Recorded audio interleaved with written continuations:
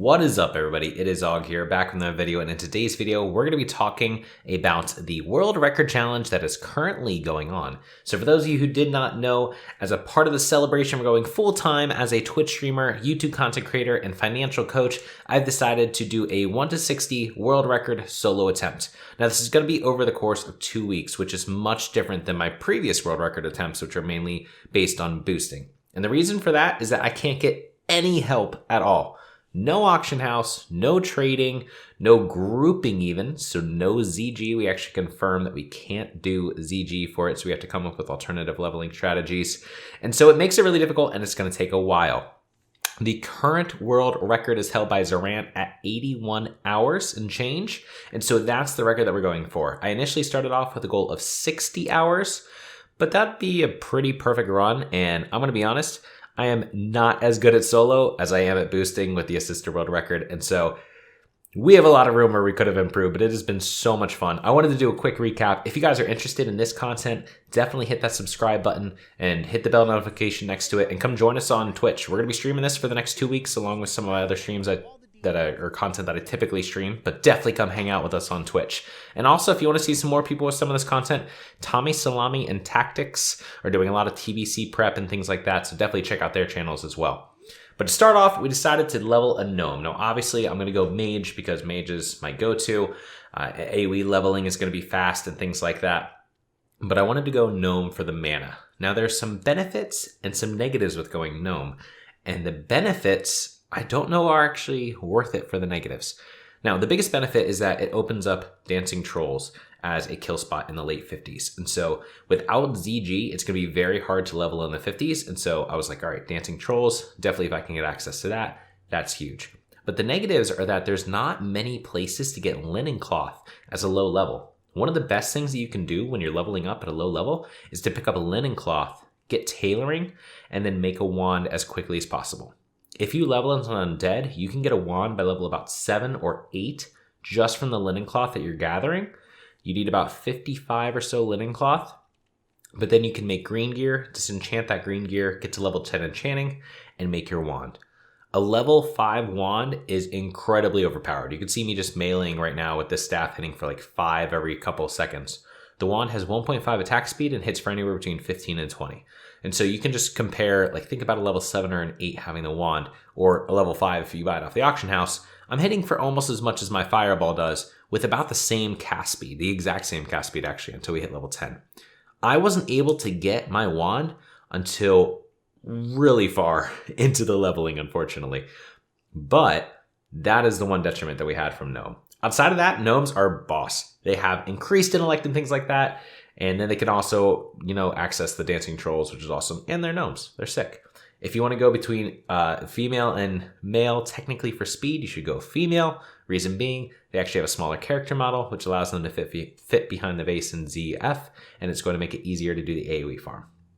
But we started off here. We did a couple tactical deaths. And we died a lot. So what do I mean by tactical death? Well, ultimately, dying actually isn't that bad. When you die, you can then spirit res, and as long as you're below level 10, you're actually going to be able to get back to the respawn point a lot faster to turn these quests. And so basically tactical death is just running into mobs, dying, releasing, and resing at your spirit. So here, for example, I was in the cave. If I regularly ran back to the quest turn-in, it would have taken about 2 minutes. By dying, resing, I'm right next to the quest turn-in, and I can get right back into the experience and grinding. Tactical deaths also allow you to potentially reach some flight paths, which you wouldn't be able to reach otherwise. Here, for example, if you come over to the northern side of the first, Dumbarrow, the first starting zone, if you run up this mountain, you can find it on the map based on where we're seeing on the map right there. You can actually run up this mountain and then go into the wetlands. Now, one thing you want to make sure is that your map actually says wetlands before you jump to your death, because if not, you res in Keranos. If you do it properly though, you can res into the wetlands and then go ahead and get that flight path. So here's the proper way to do it. Run up, keep on running up this path. You can see now that we're all the way over here. Our zone switches over to the wetlands. We jump off through the back, fall down to our death, and then we are able to res in the wetlands, spirit res, get the flight path, and then we can just fly back to Ironforge, or in this case, Hearth. So we finished up Keranos, got through all the quests, and we were ready to move on to the next location at about level 10. Now, a lot of people are going to say to go to Darkshore. Darkshore is an amazing place to go level. Darkshore has a ton of quests. All the quests can get stacked up. You can get a ton of experience very fast, and it's fantastic. I, however, decided to make my way over to Westfall. Now, the reason why I did this was that Westfall has AoE grinding zones that are phenomenal. And in my opinion, starting the run, AoE grinding was going to be faster than questing. And I thought that that was going to be the huge benefit of the mage, AoE grinding. So I went over to Goldshire, got a couple of the quests, did some of the quests around here. Goldshire is fantastic for questing. Even if you do some of the candle quests, even at level 10, they're still, green for the most part outside of the level 5s. You can get some good XP. And of course, you can kill Hogger. Like, what's a better experience than killing Hogger with a Super Saiyan speed, right? So took out Hogger, finished a couple quests over here, and we were able to get to about level 12 before we went over to Westfall, which I highly recommend. The other really difficult part about this is because we can't trade and we can't use auction houses, our gear is horrible. And so the entire time that we're running through here, we're working on pretty much whatever gear we get from drops, which we have not been lucky with so far. If you want to do a full speed run though, and you want to quest it or you're doing any other class other than a mage, highly recommend going over to Darkshore next. Mages, though, have some unique opportunities. So you can see here one of those unique opportunities, and that is to AoE farm hyperspawns. What a hyperspawn is basically a location in which Blizzard requires a certain amount of mobs to be alive, or else they continually respawn mobs. In this case, this hyperspawn, which is located in Westfall, right around the center of Westfall to the far west, is capped out at 3 to 4, or minimum, of 3 to 4 mobs. And so no matter what, no matter when you kill the mobs, if you kill all the mobs in this area right here, 3 to 4 are guaranteed to spawn, which allows you to just basically constantly pool and only be limited by the amount of mana that you have. So highly recommend getting some water before you do this for the next upgraded water. So you can see that on level 15, and I'm using the lower water. It's taking a bit to get up mana, and so if I had the higher water, it would have been better. But basically all you do is you just rank 1 fireball them all to aggro them up, or wand them to aggro them all up, get them together, Nova them, and then Arcane Explosion. One thing that you got to watch out for though is the nets. If you do get netted, you could potentially die. Don't forget that you are a gnome potentially, and so you could potentially get out of those nets with your Gnomish Escape Artist. But this is a phenomenal leveling location, and this is exactly what I did to go from 14 to 16. Now, I messed around with a couple different locations with the crabs and everything like that, some null camps to try to figure out the best way to do it, and so I did definitely lose some time. But I think that this is probably going to be the best way outside of potentially questing while you do these. The big benefit is that humanoids run away when they're low health. I initially started the crabs, but you can't really kill the crabs at this low of level without Flame Strike. Flame Strike you get at level 16. At level 14 though, and 15, you're just relying on Arcane Explosion. Ultimately, these mobs run away when they're lower health, and so this allows you to burn down these mobs like this. And you also want to make sure that you're killing mobs that are at least 1, if not 2 levels below you or more. That little bit of level difference allows you to have enough health and enough damage to be able to take them down based on the amount of health that they have. So that's why this makes it a perfect spot for 14 to 16. You can also AoE grind while questing though, and that is a phenomenal way to level as well, because quests at this level really give you just huge chunks of experience. But if you're able to quickly AoE grind, especially if you have gear off the auction house, especially if you have water from vendors, not just water that you're making yourself, you can fly through 14 and 15. We're talking between 20 and 30 minutes per level. Eventually though, we got to the best place possible, the crabs. This is bar none the best way to level in the 16s. Now, by doing these crabs, you're skipping out on quests. You're skipping out on potential gear, and so if you want to kind of maximize min-max, you can definitely look at the quests that you need to do to get good gear. But the XP from these crabs is phenomenal. You loop them up, you flame strike Arcane Explosion away from where they would respawn, so you don't automatically aggro more. Drink and rinse and repeat. You can fly up to as high as 30,000 or more experience per hour, and you can get levels in about 30 minutes in the high teens, which is absolutely ridiculous. This is obviously one spot that I featured a ton of my boosting videos and everything like that, and so you guys can definitely check out those. But this is a phenomenal spot in northwestern Westfall, and so it's kind of a interesting balance between whether Darkshore is better to get gear or whether this is better to basically just grind up quickly through the AoE. So at level 18, after the crabs, I thought that I'd probably have to leave that area, but I was very wrong. I should have just stayed in Westfall. And the reason being is there's another fantastic location that somebody in my stream pointed out, and that is in southeastern Westfall at these basically just null camps. And so the null camps have between 4 and 5 mobs perfectly stacked up for AoE farming, so much so that you can flame strike the mobs to pull them and then do your normal AoE rotation after that once they've grouped up on you. And so this was a phenomenal place. We bounced around a little bit with a Red Ridge and stuff like that before then, but honestly, I should have just stayed right here, gone down into southeastern Westfall, and we would have been able to fly through the levels at this location.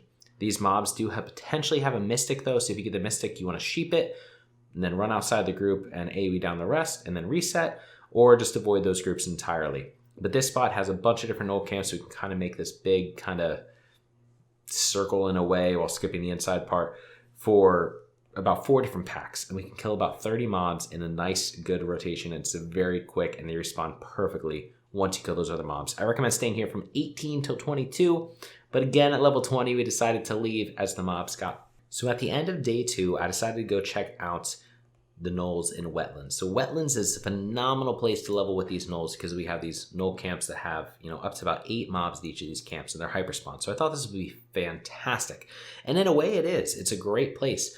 The issue is that when you're level 20, they're going to destroy you. And so I saw it on my mage. I'm like, this is perfect. Let's run over there. Let's go get onto it right now. And so I made the trek over here. But the hard part is that the mobs are up to 2 levels higher than you.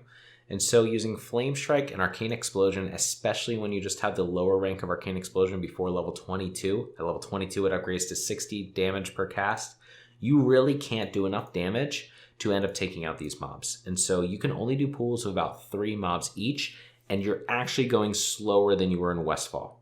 Now, if you were to Blizzard this location, you probably couldn't do that at 22 either because you don't have enough slows from Blizzard, but maybe like at 22, let's just say hypothetically at 20, you had those slows, it would work.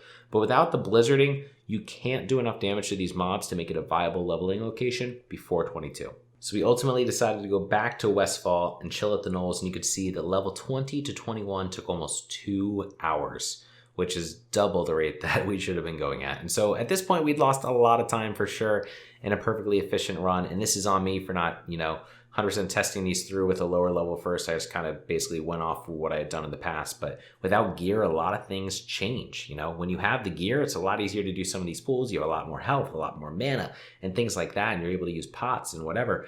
Here, you can't do that. Doing a solo leveling challenge without any help, you don't have the mana to be able to pull off all those. And a lot of these pools become very close. And so I highly recommend just staying with the gnolls until level 22. Then you can go back over to the Wetlands. And so at 22, we went back over to Wetlands to these gnoll camps. And then here it becomes a idea of, is Blizzard or Flame Strike better? And so I was talking to my chat a lot about this, and I actually think that at level 22, you should go Blizzard. I did not. I went Flame Strike because in my thinking, Flame Strike kills faster, which it does. But the issue with Flame Strike is that you need to kill mobs that are 2 levels below you typically, or at least 1 level below you, and you can only kill up to probably 4 to 5 mobs at a time. With Blizzard, you can kill up to 8 or 9 mobs. And I was thinking with these packs, since it's a hyper spawn, constantly spawning 3 to 4 mobs, if I just kept on killing those 4 mobs over and over, it'd be a ton of experience. But the issue with that is that the majority of the downtime that we have is what you see right now. It's drinking. It takes you 30 to 40 seconds in between each pool just to sit there and drink, and then the actual pool takes about 20 seconds. So if you had infinite mana, I think Flame Strike with Arcane Explosion definitely could be the way to go. But without infinite mana, I think unfortunately Blizzard is probably going to be the way to go, and just try to do larger pools so that you're drinking less per level than otherwise just doing this method. You're going to kill the mobs themselves a little bit slower, but you're going to be able to kill a lot more at once. So we stayed over there in Wetlands until we hit about 24, and we came over to the Skeletal Fiends in northwestern Duskwood. Now in Duskwood, there's a lot of quests that have you go back and forth from Darkshire to the different questing locations, but a lot of those quests, nearly all of them, are killing quests, which are great. Any killing quests you can do, you're going to be grinding on these mobs with AoE anyways, so you might as well do them if they're easy to get and easy to turn in. The way to make them easy to turn in is to set your Hearthstone to Darkshire, and then anytime that you need to go back to town to train abilities, Hearth back to Darkshire and turn them in then. And so that's exactly what we did, and we were able to get 25% into the way of 26 literally just by hearthing back to Darkshire and turning in quests. And so that's a great method for you to use anytime that you want to basically just boost up your experience. Darkshire is fantastic because you have these kind of skeleton quests that take you across Darkshire but take you to good AoE locations, and then you also have Worgen quests which take you to fantastic locations.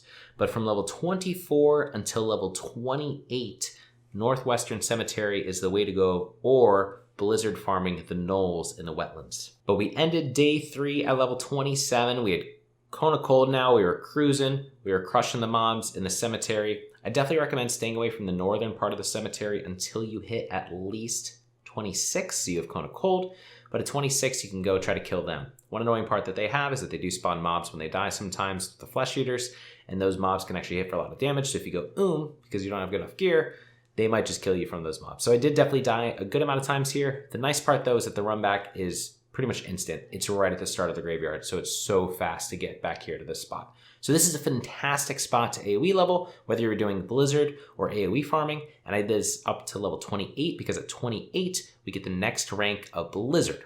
Blizzard rank 1 only does about 200 damage over the course of 8 seconds. Blizzard rank 2, though, does 350 damage over the course of 8 seconds. And so at level 28, it was time to Blizzard AoE farm. The first place that I went to was the Northern Barrens Worgen farm. There's 2 Barren spots, one in the northern part, one in the southeastern part. And you can see here that I'm killing Shadow Weavers. And this is the issue with the northern part. In the northern area, you can't really avoid the Shadow Weavers between the 2 packs. And the 2 packs of Worgens that you're going to kill actually have 7-minute-ish respawn timers, which means the majority of the time that you're going to spend, you're just going to be sitting there waiting for them to respawn. So I highly recommend going to the southern section to farm the Worgens. So after a little bit, that's exactly what we did. We went to the southern part. It's by the mine. If you look on the map, I'll have a picture of it as well. And you can AoE grind down these Worgens. There's about 3 packs that you're going to pull. Once you finish those, you're going to head into this area with the field and then down on this southern ramp if you are level probably 29. Now, the reason why I had to wait for 29 for that southern part with the ramp is that one of the mobs is level 31. So we're going to show you that pool in just a second. But this is a great place to kind of just run straight from Darkshire anytime you come back to Darkshire. Clear up these 3 packs, and then head back into the fields. Once you head into the fields, there are 2 packs you want to pull. The first is this pool. I recommend grabbing this far guy down there, just so you can get him into this group. Otherwise, there's 4 mobs right in the center. As long as you stay on this kind of path that you can kind of see here, you're not going to aggro any of the Shadow Weavers that are around there. But if you stray away too far from the path, you potentially could pull some additional mobs, and then you could have issues. So I recommend just staying on this path, running back and forth with Blizzard. If you need to kill some mobs on the perimeter, kill some mobs on the perimeter. But these are really good to kill. No casting, no debuffs, nothing like that, just melee damage. Once you kill that, there's another pack down to the bottom here. You can see that we marked the 3 perimeter mobs. What I recommend doing is running into the mob with X and polymorphing him while pulling the remainder of the mobs together and then breaking him out with Arcane Explosion and going through your AoE rotation from there. There's up to about 8 different mobs that can spawn in this pack. Some of them have a spawn timer, some of them are hyper spawns, and so they take a little bit to spawn if you want the full pack to be there, and so the strategy that we're going to have in a second kind of fixes that. But this is a really good rotation when you're level 28, just going back and forth from the Vile Fangs from before down by the mine up until this part, killing these 2 packs, and then going back down to the mine again. Just jumping back and forth from there, back and forth until you're level 29. Once you're 29, you can start doing the crazy pulls. So this is in a little cave with a ton of mobs. And you can see right here that you can aggro a lot of mobs.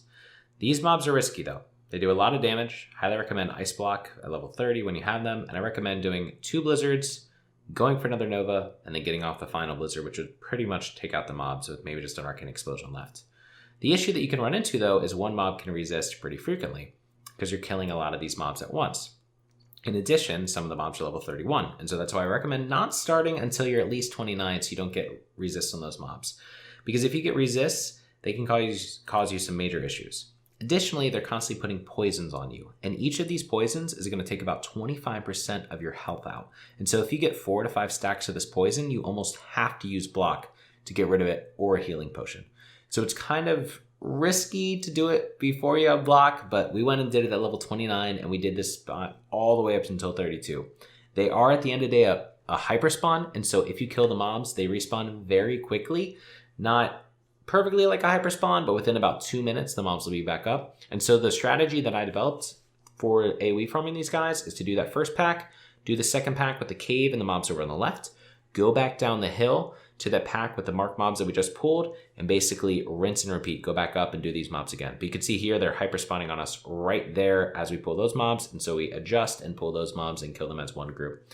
This is a phenomenal spot. If you do it perfectly, you can get up to about 45,000 experience per hour. We unfortunately did die a lot though, probably like 20 times. And so we were getting more like 35,000 experience an hour, which is still pretty good. And we were still able to go about an hour and a half a level all the way up until 32. Finally, at 32 though, we can make our way over to Arathi Highlands. This is where it gets really good. And so in Arathi Highlands, we have the Gorshek farms. You can see here that there's a bunch of mobs all stacked up within these farms. At 32, this is a little more difficult because the grunts are on the outside of this, and the grunts themselves are level 35. And so a lot of times this is going to happen. You're accidentally going to grab a grunt, and you're going to need to reset.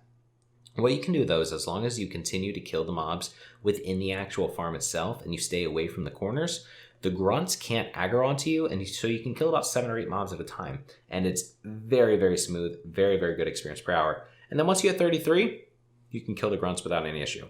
Obviously, the issue being of 35 mobs when you're 32 is they have a good chance to resist you, and so if they resist a Nova, or they're resisting slows from Blizzard, they can cause some issues. But here you can see we can group up all these mobs. Nova, get to the corner, and just make sure that we're avoiding this mob around the side, and then AoE them down. At the end of the night, we were really hurting on gear. These mobs are actually getting pretty tough to take down, and so I decided it might be a good time to invest some time into leveling up tailoring. We'll also make a little bit of money off of just selling the items themselves. And so we made about 50 silver, but we also got tailoring up to 150. And so now tailoring can be leveled up to 225 with Artisan tailoring, and all the silk cloth that we get, we can turn into pure gold and hopefully be able to afford them out with no problem at level 40. But that's how we ended night 3, so hopefully this was a nice little recap. Hopefully you guys enjoyed it, and if you did, definitely come check out the next day, which is going to be Tuesday, the 19th of January, and we're going to start at noon Eastern. And so definitely check out the Twitch, twitch.tv/Elias, subscribe if you haven't, and I will see you guys in the next video.